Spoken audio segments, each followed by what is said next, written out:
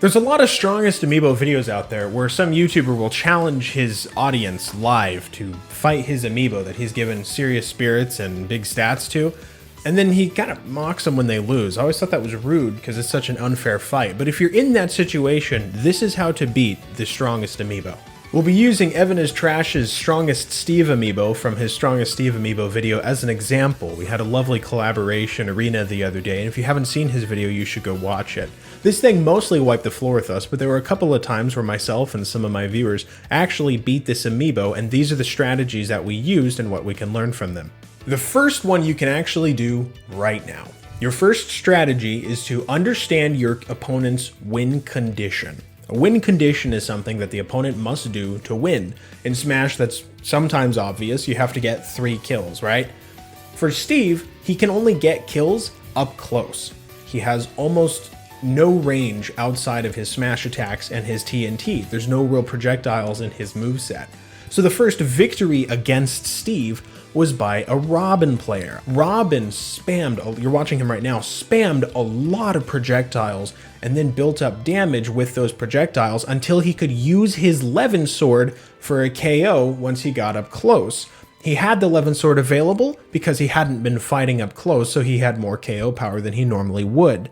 Against other opponents, say a projectile spamming me gunner, the win condition there would be hitting you with projectiles, so you'd want to bring a character with a reflector. Against a character like Marth, it would be getting you at arm's reach with a sword, maybe a tipper, so you would want a sword with a counter, maybe another Marth, depending on how gutsy you are that day. Understand your opponent's win condition so you can effectively prevent them from getting it. The second is to know what the Amiibo AI is capable of. You can beat the character, but if the Amiibo AI has some trick that you've never seen before, you're still toast. In Steve's case, Steve has a lot of chains with up tilt and up air. He can use blocks to extend those chains. He can randomly connect down tilt into down tilt into down tilt just as often as he wants. He can use TNT at the ledge if he so chooses. Steve has a very large and complicated AI, probably the most complicated, second only to Kazuya. Robin was smart to stay away with his projectiles, but when I beat him afterwards with Ganondorf, I didn't have the option to stay away. Ganondorf's biggest hitbox is his sword, which is still fairly close to his body and within most of Steve's range. But I came prepared. I knew that as Ganondorf, if I started getting comboed in the air, I could always use my down special wizard's foot kick thing, that's definitely not Falcon Kick, I swear, to get out of it. This is the same mindset behind why I used Flame Choke on Steve a bit at the beginning. I was trying to go for a Flame Choke chain, which is where you connect a Flame Choke into another Flame Choke. It works very well on Amiibo that have been taught to tech or roll more than they've been taught to shield or jump.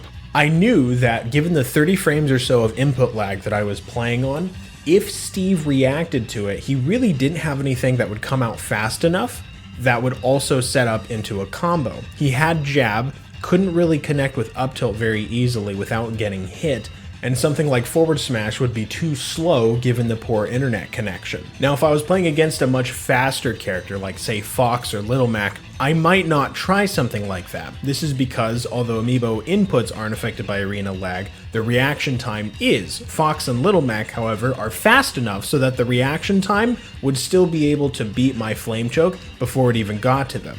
This is why you gotta understand what the Amiibo is capable of, and it might even help you to do some research, say at amiibodoctor.com or this YouTube channel that you're subscribed to, right?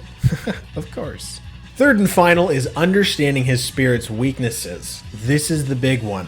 If it's a spirit like Insta-Drop, he can't use it off stage, at least not consistently, which means you can keep him off stage and suddenly he can't attack with Insta-Drop. If the opponent has slow super armor, a metal effect, weight up, giant, something like that, you can typically grab him and the base knockback at least will get him far enough off stage that it's hard for him to recover. So you might try a character with strong grabs and throws. Really what all of this is saying, all 3 of these rules, is that you need to go out of your way to counter this specific Amiibo as much as possible. Raid boss Amiibo are never a fair fight, ever.